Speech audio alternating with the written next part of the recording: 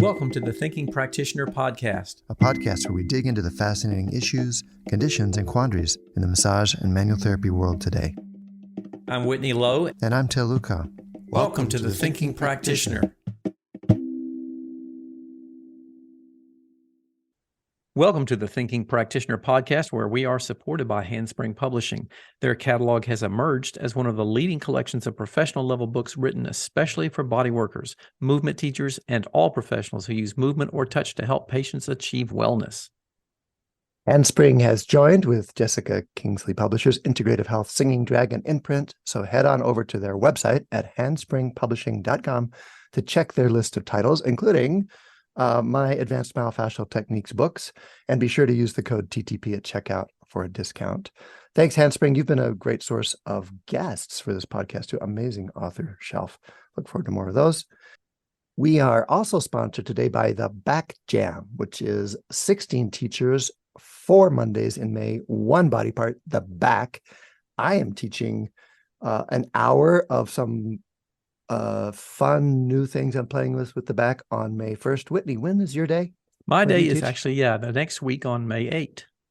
Okay, so May 1st is when it leads off, and then every Monday in May 2023, if you're listening to this in the future, you can hear from a different set of teachers sharing their ideas on the back. It's available later by recording. Teachers include Ruth Werner, Tom Myers, Allison, Denny, Benny Vaughn, Sue Hitzman, Paul Kelly, Aubrey Gallen, Allison, what's her last name, Whitney? Kavanaugh, thank you. And many more, all hosted by Diane Metkaski, who is getting so good at this kind of stuff. I can't believe it. Go directly to bit.ly/thinkingback for our podcast unique link to take you right there if you want. Or you can save $50 when you bundle it with my Spine Principles course, which starts right about the same time. It is a great complement to all the views you're getting in the Back Jam. We go really deep into the advanced myofascial techniques work in the Spine Principles course. Again, available later by recording. Save $50 when you register for both at Spine Principles Online. Sorry, that's bit.ly/Spine Principles Online. And we'll put those links in the show notes. All right. I always like getting done with those. I don't know about you. We need those. Those are great. I love the sponsors, and I always feel good when I'm done reading that. Yeah. How are you doing, Whitney? I'm doing very well. Good to see you again. It's been quite a while. You've been off for a little bit here and off gallivanting around the globe a bit. Putting in some frequent flyer miles.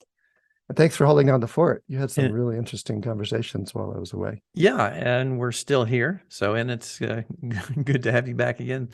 Tell us today, I kind of wanted to say welcome back and talk a little bit about your trips, some of the things that you saw, explored, encountered and did and see how that might be relevant for some of the people looking into various types of explorations with their learning as well.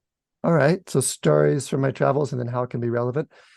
Do you want me to show all 180 slides from my, just like the travels? family slideshow? Let's do that. Let's go through all the slides. I was tempted. There's so many beautiful things to show, but I'm not going to do that.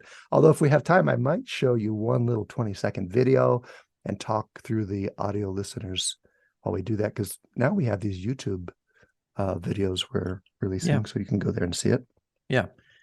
And for people who didn't know, we are now recording our presentations most weeks on YouTube, so you can see those as well as we're chatting here. So, yeah. But I'm pleased that you asked. Thank you. It was a phenomenal trip. And I think it does maybe open up some possibilities in terms that could be applied in all kinds of situations for learning and travel, etc. So where did you go? I mean, tell us, where was this?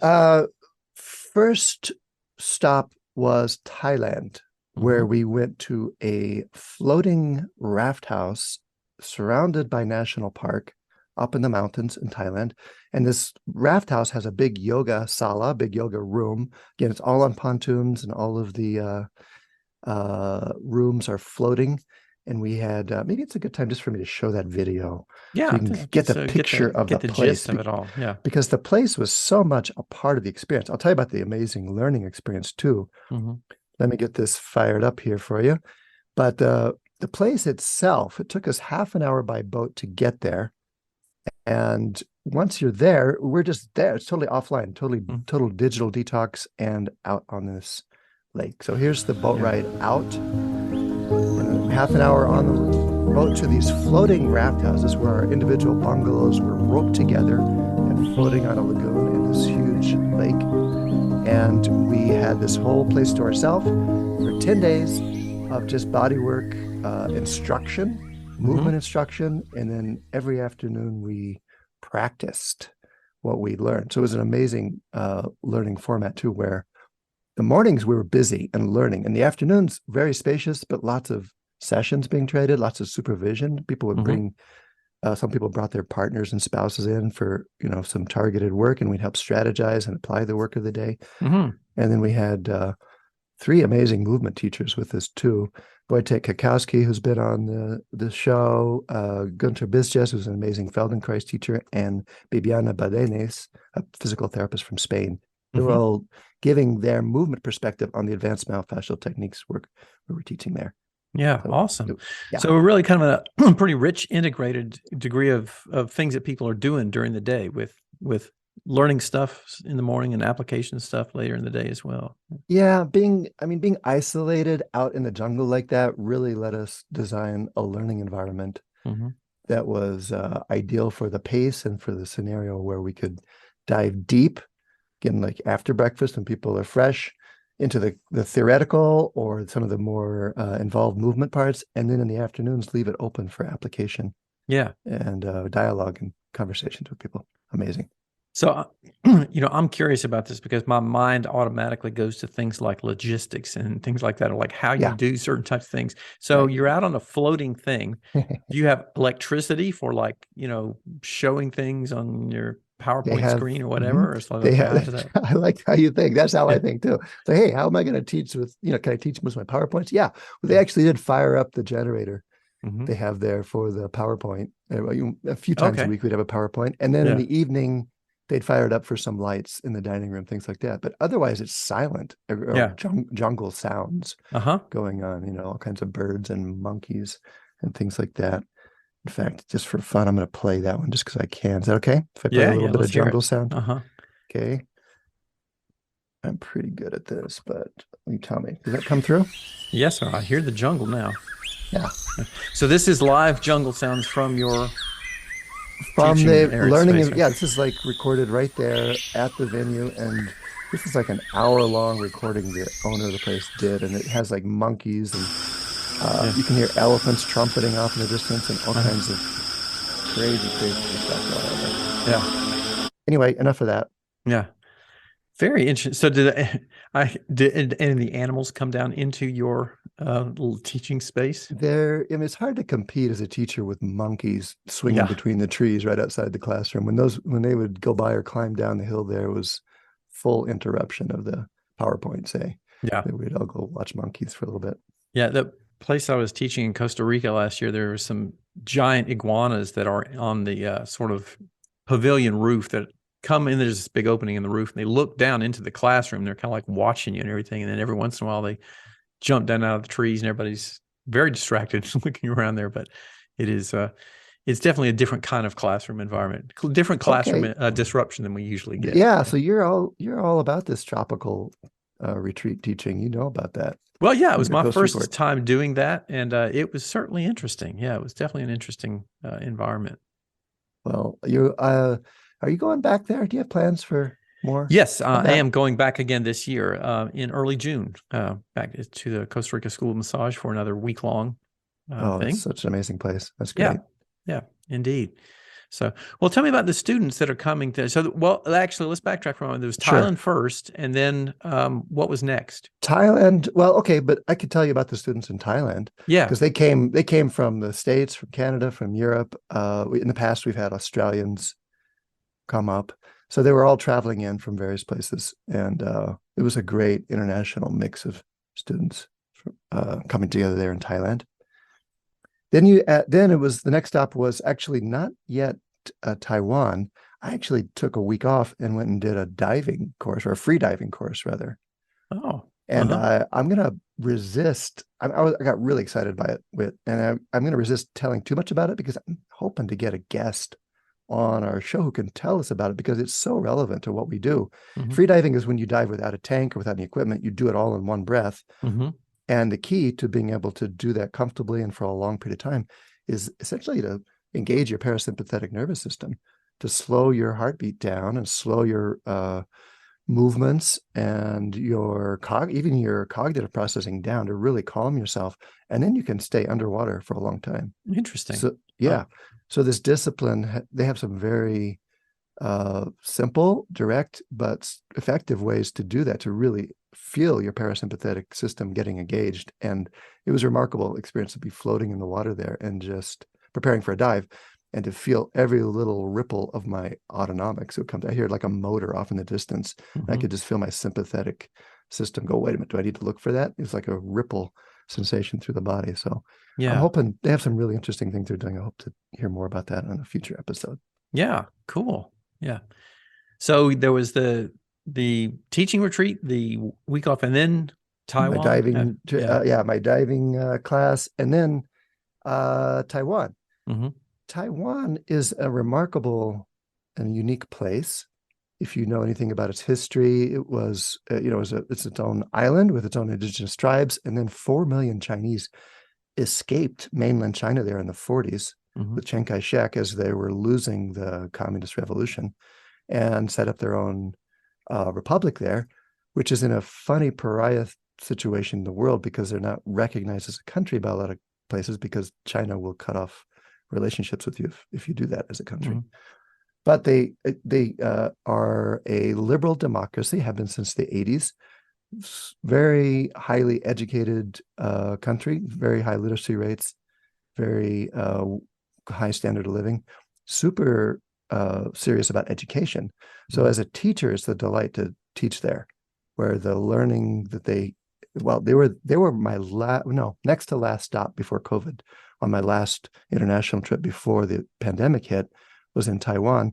And I was the first teacher this organization had back since the epidemic too. So they were so glad to see me. We were glad to see each other.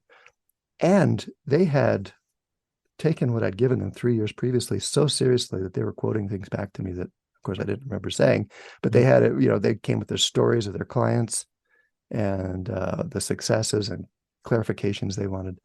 So it's just a really amazing teaching experience. And we had some Westerners there too. So it's like, it would be if you ever want to go to a different culture, an amazing culture, and you want to do some continuing education anyway, come visit in Taiwan, say, or one of these countries, because it's all taught in English, and it would be a remarkable experience to see it happening cross-culturally in that way. Yeah. Tell me a little bit about what your sense is of the sort of the world of bodywork and manual therapy in Taiwan. Is it mostly based on some of the traditional Asian systems of bodywork, or what kind of stuff do people do? I'm not an expert on that at all, but from what I gathered, there is a traditional bodywork world or profession of people going on. I think that's happening there's quite a number of like storefront massage institutions where you just can either book an appointment or show up, and they're nicely appointed. There's the whole variety of different you could say probably price points or scales in that. And then this organization that I was working with is a school that teaches all sorts of different physical therapy disciplines mostly, but they also run 3 clinics and a department in a hospital where they employ over 100 therapists. And then they offer continuing education classes for their physical therapists, occupational therapists, speech pathologists. We had a whole mix of different professions. And then they opened it up for open enrollment. So we did have some people with massage background or physical strength and conditioning. So it was a diverse group of backgrounds, but again, very, very highly educated, very exposed to different the kind of modalities that we will learn here in the West, because they bring a lot of teachers in from the West there.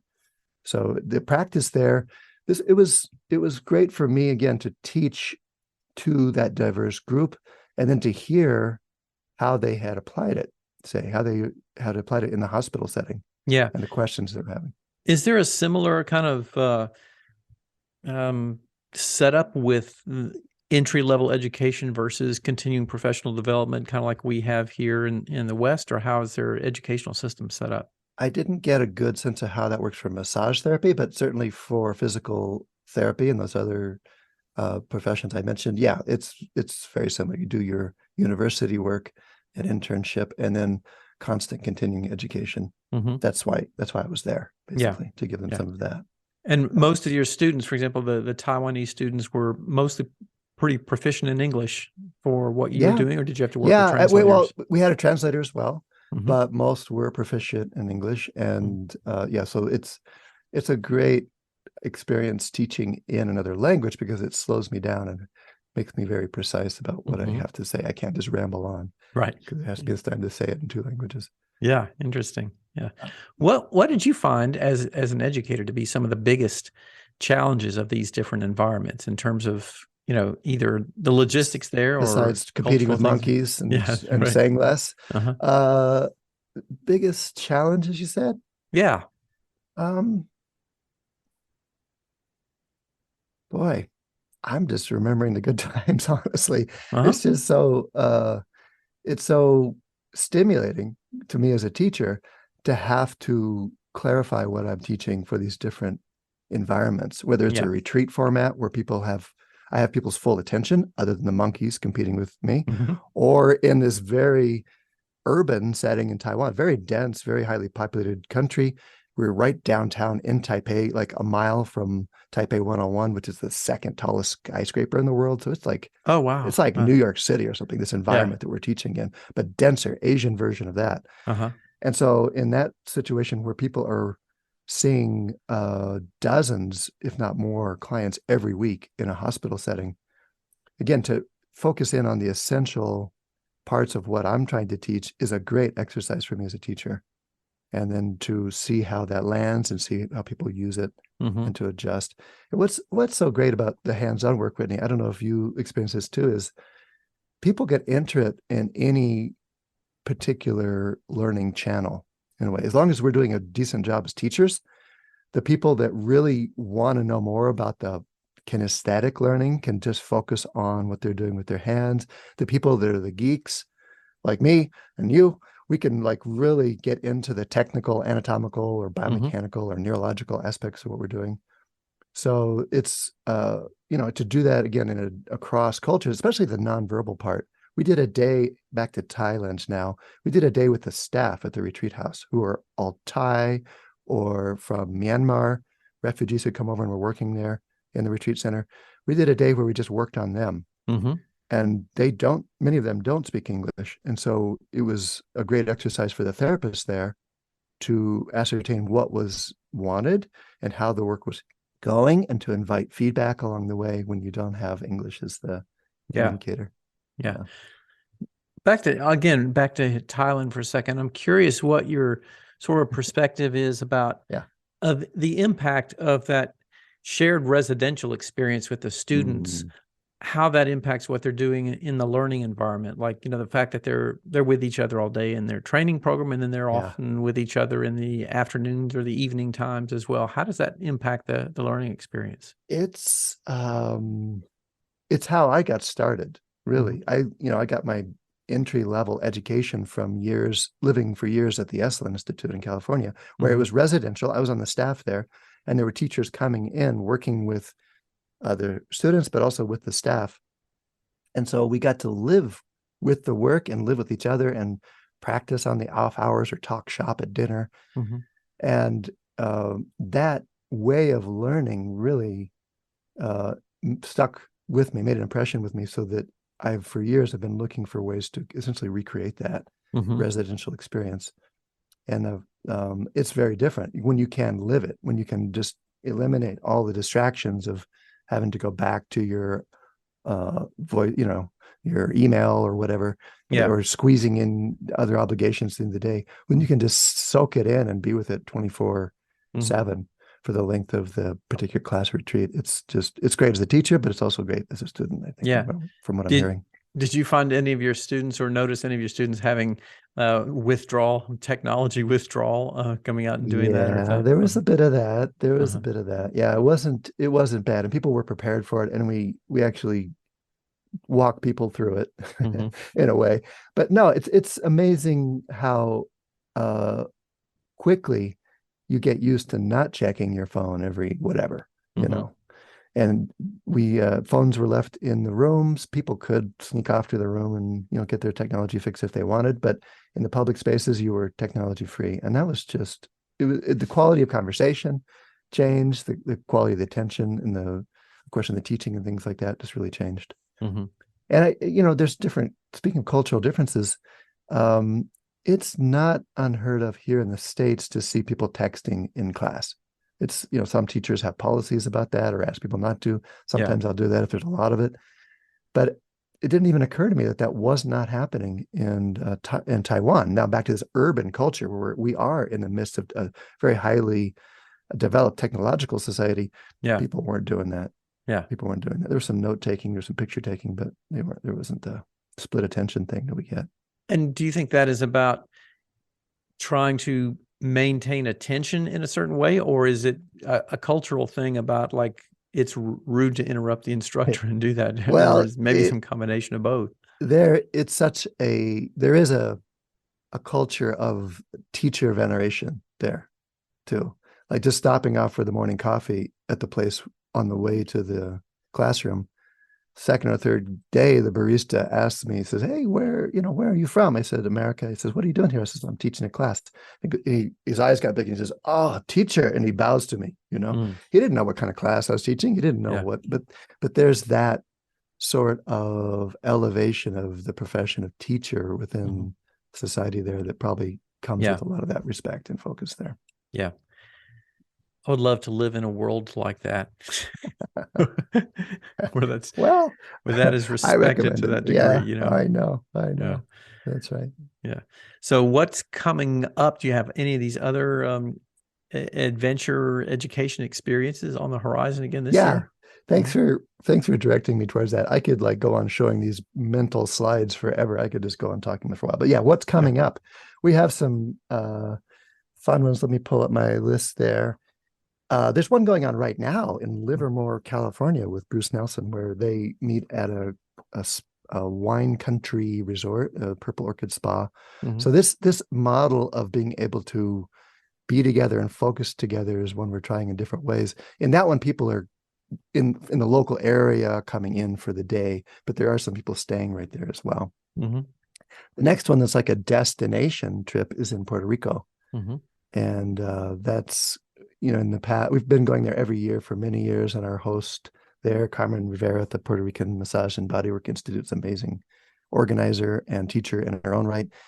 And in the past, we've done like rainforest tours and hung out on beaches and did this like haunted old San Juan tour. Like there's centuries of history there in San Juan. And this tour guide we had, who was actually a student in the class too, took us on this amazing tour full of stories of the colonial history of the place. Oh, wow. Uh-huh.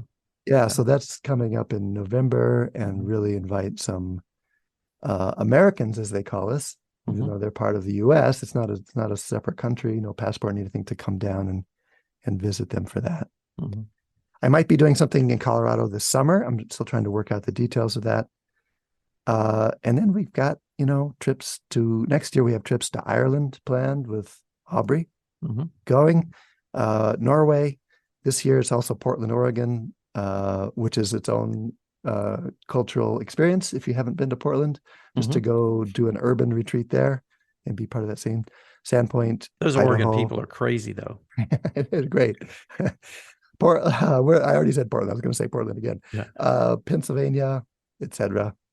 And the one I'm leading up to is a walking workshop on the Camino de Santiago, which is an ancient pilgrimage route in Spain. And a walking workshop means that we walk for 9 days together. And each morning we meet in small groups with one of the faculty, with me, or Robert Schleip is one of the faculty. Some of these other faculty members, like Bibiana Badenes, who I mentioned on Thailand, is also one of the faculty. You meet in a small group with one of us, and we we teach for an hour or so about something related to walking and give you some homework essentially to try during the day as you walk. And then we walk along this path or this route to our next destination where we meet up at the end of the day and debrief and relax and have a great Spanish supper, which goes late into the evening.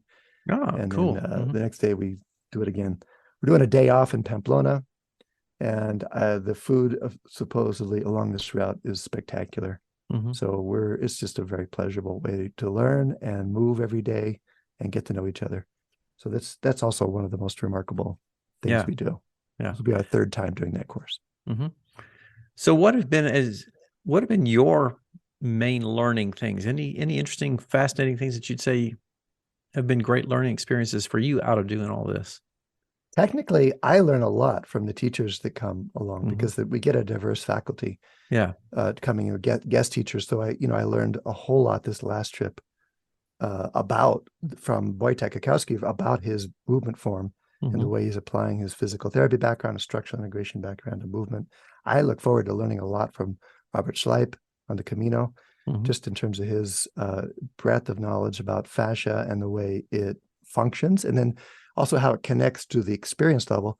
He's not just interested in the tissue qualities, but he really does connect it out into the experience of being a body, being a person. So I'm looking forward to that. But teaching in these different environments, Whitney, I think it's something about, for me as a teacher, I think it's something about how we teach from who we are. There's there's PowerPoints, there's curriculum, there's techniques, there's outlines. But in the end, when we're just hanging out together in these different environments, it's so much about the interaction and the curiosity that we have about each other that ends up being the context for that learning. And so just living in that, practicing that, being in that is probably the most enjoyable part of it all for me.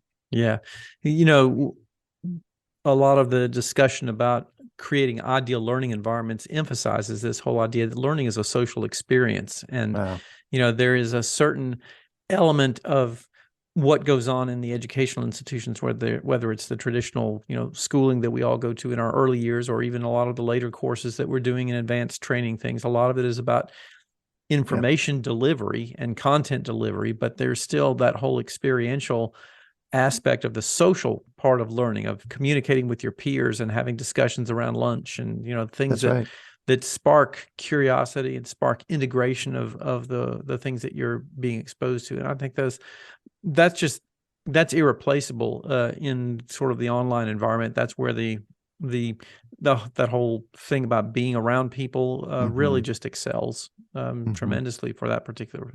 It's so true. I've had this working hypothesis for years that the reason body workers and massage therapists do continuing education is so they can have some company once in a while, because we work in such solitary context. We have a client, but we don't really get that chance to mix with each other in the same way. So that's one of the functions that continuing education serves, as a chance to have that interaction, toss around the ideas, but also just the companionship, or the collegiality you get from there's something just really crucial about the shared experience of, even like you can make a body worker joke and they'll get it, your family and friends may not, or something, but that is an important part of that whole shared learning process, I think. That's true. Well, so thanks for giving me a chance to tell my stories. It was. How about you? You travel. You're starting to travel some. You mentioned going to Costa Rica in June again. Getting back out on the road. I haven't done many of these sort of residential learning experience things. So, I have done a fair amount of traveling stuff to different places where it's the traditional environment of, the long weekend workshop or something like that. So, again, that's kind of why I was asking about cultural, unique cultural things, because I think those things are always fascinating to look at. But I haven't maybe you'll have to try to tempt you on one of these trips some days. Maybe it'd be like a bird trip to South America or something. Absolutely. Maybe you pick the place we go. It'll be a bird trip. What do you think? Very cool. Yeah. So very cool. So we'll do that sometime. That sounds like a good plan. So all right. Yeah. Well, should we wrap it up for the day? Yeah, that sounds like a good wrapping point for it. And Enough again, of the thank you so much slides, travel for log. sharing your experiences on the learning journey and giving us some insight into those as well. Yeah, I mean, on the way out, I need to thank the staff that makes this all possible here in our organization, but also at these retreat centers where we go to. Rebecca Green, Carlos, Marcel, Jasmine, all working really hard in the background here to make it a seamless experience for people. Rebecca actually got to come along with us to Thailand this time, which was great to have her along. And then also, I'm just thinking now, the question that probably comes up in people's mind is, how do you afford this? How much does this cost? And there's so much we do to keep it affordable that it's, and we have payment plans and things like that. You hold it with a deposit and you pay over time. That it actually is, it's not a small expense to go to Thailand, say, for 10 days, but it's something around the neighborhood of $3,000. We always target that as like $3,000 US dollars as the target for these longer retreats that go on over 10 days. Yeah. And that means that's, it's not a small expense. But that means that it's something that you can save for and make happen over time. And compared to other professional experiences, it's right on par. If you compare it to like a vacation, it's actually pretty cheap. Like a vacation in Hawaii would cost you many times that for the same amount of time. Right. So, all right. Cool. I should thank, speaking of finances, I should thank our closing sponsor. They help us financially be able to do all this. Books of Discovery has been a part of massage therapy education for over 20 years. Thousands of schools around the world teach with their textbooks, e-textbooks, and digital resources. Books of Discovery likes to say, learning adventures start here. They see that same spirit here on the Thinking Practitioner Podcast, and they're proud to support our work, knowing we share their mission to bring the massage and bodywork community enlivening content that advances our profession. And you can check out their collection of e-textbooks and digital learning resources for pathology, kinesiology, anatomy, and physiology at booksofdiscovery.com, where Thinking Practitioner listeners can save 15% by entering Thinking at checkout. So thank you to all of our listeners and all of the sponsors for our shows. You can stop by our sites for the video, show notes, transcripts, and any extras. You can find that over on my site at academyofclinicalmassage.com. And Til, where can they find that for you? Advanced-trainings.com. We'll put all those links we mentioned in the show notes as well, wherever you listen to the podcast. Great. And questions, things that you'd like to hear us talk about, things that you want to say to us, send us information. You can always connect with us by email at info@thethinkingpractitioner.com, or look for us on social media under our names. Should I be your name or nah? I guess I'll still be my name. I'll be my name on social. Whitney Lowe over there until people. Whitney Lowe is your name. Til Luchau is my name. People have said, though, they can't tell us apart, and they wish we would say our names more. But I think that is a compliment from myself that I get confused with you. Email us your suggestions for new retreat destinations. How about that? Oh, there's a good one. Yeah. Rate us on Apple Podcasts, as it really does help people find the show. And you can hear us on Spotify, Stitcher, Google Podcasts, or wherever else you listen. And share the word, and please tell a friend. Thanks for today, Whitney. Thanks for your interest and great questions. I love talking about that trip. Enjoyed talking about it. And for any of those people who can't remember who's who, I'm the guy with the Southern accent. So I don't know what kind of accent I have. Colorado, let's say. Yeah. All righty. Sounds good. We'll see you next go round. Okay. See you later. Okay.